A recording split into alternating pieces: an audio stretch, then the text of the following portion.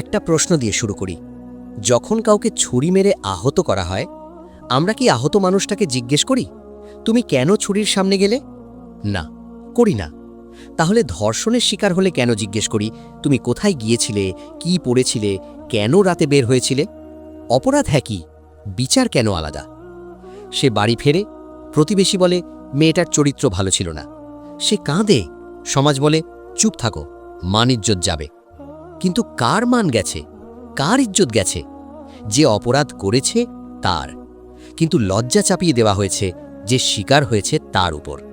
এটা কোন ধরনের ন্যায় বিচার? সে চুপ থাকে কারণ সমাজ তাকে শিখিয়েছে কথা বললে তুমিই বিচারের কাঠগড়ায় দাঁড়াবে।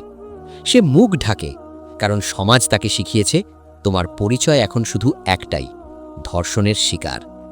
সে আত্মহত্যা করে কারণ সমাজ তাকে বাঁচতে দেয়নি। ধর্ষণকারী নয়, সমাজের বিচার তাকে মেরে ফেলে। এই রক্ত কার হাতে? মুখ ঢাকার কথা কার? যে রাতের অন্ধকারে শিকার খোঁজে তার, যে ক্ষমতার দাপট দেখায় তার, যে বলে মেয়েটাই দায়ী তার। ভিকটিমের নয়, কখনোই ভিকটিমের নয়। এমন সমাজ নিয়ে আমরা কি করব? চুপ থাকব না। যখন কেউ ভিকটিমকে দোষ দেবে, আমরা বলবো না, দোষ তার নয়। যখন কেউ বলবে চুপ থাকো, আমরা বলবো না, কথা বলতে হবে। যখন সমাজ একা করে দেবে, আমরা পাশে দাঁড়াবো। কারণ একজন নির্যাতিতের পাশে না দাঁড়ানো মানে নির্যাতনকারীর পক্ষে দাঁড়ানো। সমাজ বদলায় আইন দিয়ে নয়, সমাজ বদলায় মানুষের দৃষ্টিভঙ্গি দিয়ে। আজ থেকে সিদ্ধান্ত নিন, ভিকটিমকে প্রশ্ন করব না, ভিকটিমকে একা করব না, ভিকটিমের পাশে থাকব।